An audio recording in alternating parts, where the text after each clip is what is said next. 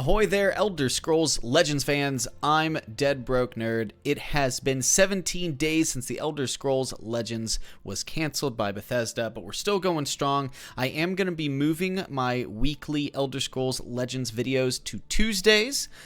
So if you were excited because, oh my gosh, DBN posted two videos in like 5 days, be excited. I'm glad I could do it, but I am going to be still doing one video a week, just shifting it back to Tuesdays. I kind of want to get on a pretty regular schedule for me dropping my different videos on different days. So we'll have Tesla Tuesdays from now on.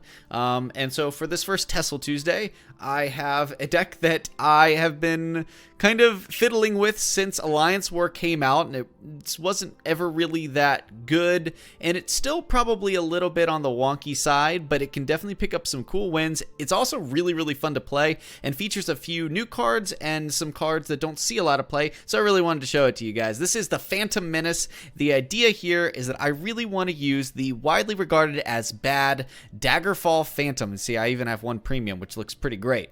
The idea here is that he's a last gasp that returns all items equipped to Daggerfall Phantom to your hand when he dies, so you would get back whatever items you'd played on him throughout the course of his life and sort of refund that mana that you spent and committed to him earlier. So the only downside is, of course, if he gets silenced, all of those items are lost to oblivion, and of course he dies because he has 2 defense. So typically speaking, Sorcerer's Negation was the bane of this card, and thus he didn't really see much play. But I still really like him, and you don't see him all the time in a 75 card deck, so I was like, heck with it. I've had some cool games with him. We're going to play him. This is a very aggressive Daggerfall deck that wants to use tons of items, but really it's running 12 items, and the items it's running are pretty good, but it's also trying to create a lot of items without having to play the items themselves and clog up your hand. So we have Crown Quartermaster, duh.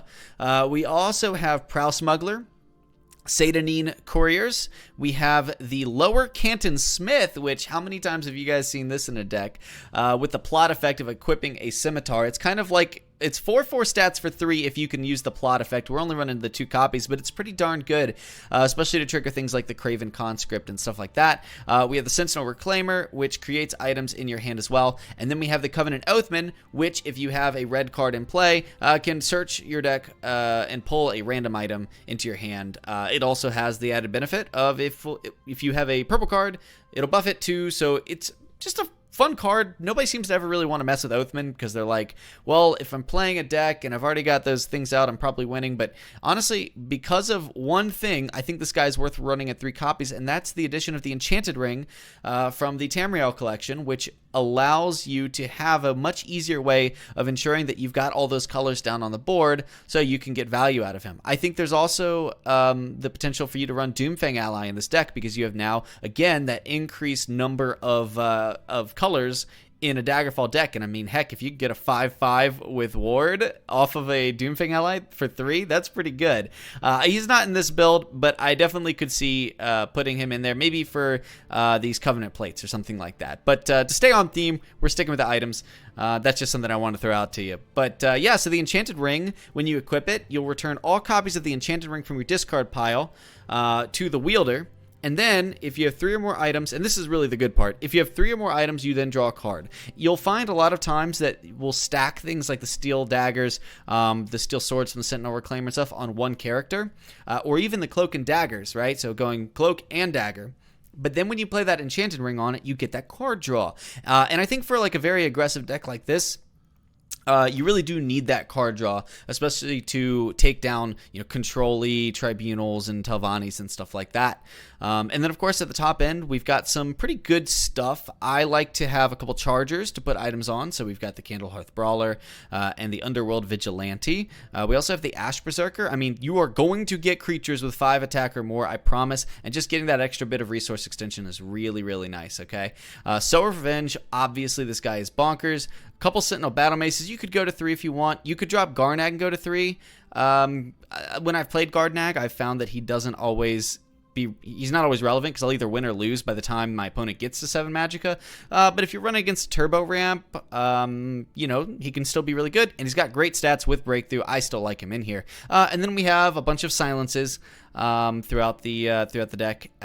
We have the sharpshooters, the spinners, and the negation. So that's it, guys. I do hope you enjoy the Phantom Menace. It's a very, very fun, explosive deck. It's not perfect, but honestly, what it lacks in overall power, it definitely makes up for with just, I don't know, it's so fun playing items. I've been this big supporter of items for so long, and getting wins with an item-centric deck that isn't some crazy looping combo, just, I love it. I love it to death. Like I said, hope you guys enjoy it. I've got 2 games attached. They're both a blast to watch. If you enjoy the video, please hit the like button and consider subscribing if you haven't already. It's one of the best ways to support me as a content creator. Finally, if you have any ideas or thoughts about this deck or any others that maybe you'd want me to try, put them down in the comments. I always read the comments, and I'm happy to check out some of you guys' ideas about the games. And who knows, if you guys show me a really cool idea down there, I might even try it on the channel. So definitely don't hesitate. Don't be shy. I won't bite. Probably. Yeah. Enjoy the games, guys. All right, here we go.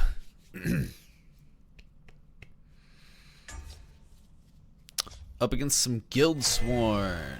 Guildsworn. Seen a lot of Guildsworn lately. Getting a little tired of Guildsworn. Not gonna lie. Let's see if we can find some 1-drops. This deck runs a fair amount of 1-drops. We definitely want 2-drop, and there we go. We found one.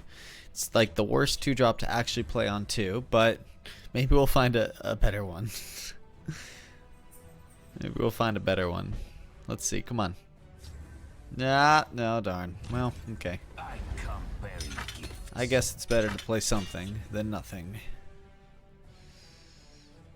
I don't know. Maybe like passing there and then going ring, Craven Conscript. Okay, it's invade. Yeah, alright. We go 3. We put down the Craven Conscript. And, you know, we probably end up... Oh, man. It's still just a little loud. It's just a little bit loud. We're going to turn down. Oh, maybe too much. You know, that's what we needed. That is exactly what we needed. I tell you what. We needed an item to get rid of that stupid thing. Attack for 3. There we go. Cool. Now we just have to secure the shadow lane with some big creatures, and we should be good to go. Good to go. I'm hoping. I'd like to think we can take down this invade Guildsworn with some strong shadow lane play. As it stands, they're gonna need a little bit of extra help to get rid of this Craven Conscript.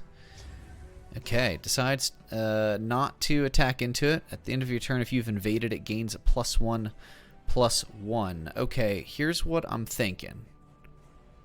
I'm thinking we just go all out face. I mean, I'm going to put 11 damage on them this turn, and I can ring out a Sower with an Underworld Vigilante the following turn. See, I'm liking that. So we can go 3, 8, ring, Sower, pass. And I'm liking where this is headed. Yeah. I mean, they're going to get some invades. They're going to clean up a few things. In fact, let's see, 6, 7. I mean, they won't be able to clear everything. But, yeah.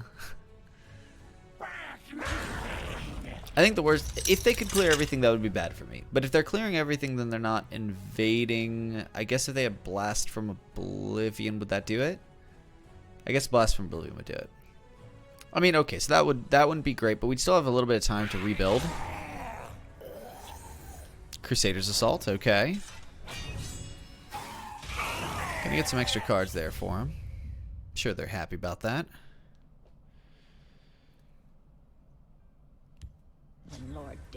And no invade there? Ooh, that's not good for my opponent. Not good at all. Let's see what we pick up here. It's going to be another Underworld Vigilante. Oh my lord. Okay, so we swing for 5. And then do we just swing for... we just take in the Vigilante here, swing for another 4? This isn't even close to going off. Oh my gosh. There we go. Boom. And we've just got another one in our pocket. Ew, man, gosh. You know, we lucked out a bit picking up the item for our Craven Conscript on 3. But that was after missing our 1 drop and having to play the Satanine Courier on 2. So, you know, I'd say it evens out. Yeah, there we go. GG. Alright, another opponent is waiting in the wings. It's going to be a Battlemage. Alright, opening hand. We do have the ring again. Going to see a Satanine and 2 Covenant males. We're going to throw back the Satanine, and we're going to throw back the Covenant males. We're just going to look for some good quality 1s and 2s. That's a double Sorcerer's Negation and a Craven Conscript.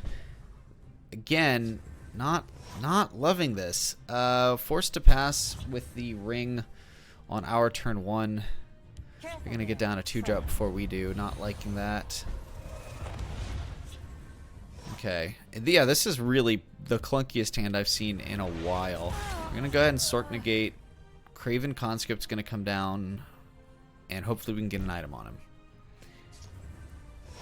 That's a Flame Slinger. We will be able to get an item down with the Canton Smith and the ring with either the Flame Slinger or the Negate. So we're going to play the Conscript over here in field lane, knowing that tomorrow, knowing that on the next turn we'll get a 2/2 on it. Okay, we have the choice between either negating or the Flame Slinger to pair with the Canton Smith. I think it's going to be the negation. As you know, we have another silence for a future turn, so the silence isn't as valuable, I think, as protecting a second creature in this lane. So we're going to go negate, ring, Smith, drop that Steel Scimitar there, swing for 7. They're going to pick up Manic Jack probably, or Cloak and Dagger, but I'm going to guess Manic Jack. By the way, look at that card back. That's pretty cool. I like it. My magnificent monster. Okay, the Magnificent Monster is down. And wouldn't you know it, we're going to pick up a Sower here. That's perfect timing there. On following turn, we can go like Mammoth Sharpshooter and develop into Shadow if we want. But yeah, I'd say Sower worked out great there. My opponent looks like they're trying to figure out how they want to use Jack. Get Jack big enough for the Sower. Go ahead and... Oh, they're looking for that Drain. They find Rally. That's pretty good. Oh my gosh, and then they hit a Prophecy. That's crazy. That is absolutely ridiculous. Absolutely ridiculous. Can't believe that just happened. Alright, so we have to go invest in Shadow here. We can do that. That means that our Canton Smith can trade into it, and we're going to pass. We're going to need a little bit of help this game if we want to get out of it with a win. That Lightning Bolt was absolutely brutal. What went from a pretty, you know, slow play with the Sentinel Battle Mace that we could punish really hard with our Sharpshooter turned into an absolute disaster. And I'm still a little grumpy about it. Alright, so we're going to go Flame Slinger. We're definitely going to silence this and go face for 6. The question is, where do we want to put these things and in which lanes? So, the Atronach is going to... I mean, this is still going to... These are still going to clean up both of our lanes here. I guess we recommit to field. Because we get 6 damage in, and then this is a 3 attack, and this is a 5 attack, so it goes boom, boom. Alright, that means we're... Unless we wanted to put the Barrow Stalker down, but if we put down the Barrow Stalker, then it will go 3, and we preserve 2 damage.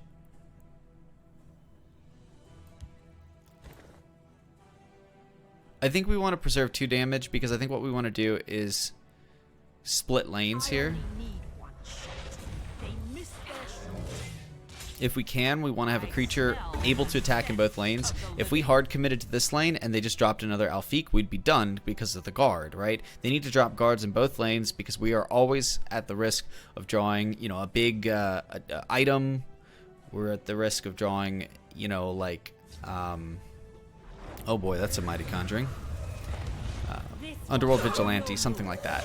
And we are pretty much out of silences at this point, having used 2 negations and 2 sharpshooters. That's not good. We are going to swing for 2. We're going to drop the Prowl Smuggler over here. And we're going to pass. This is going to keep ticking 1 damage on him.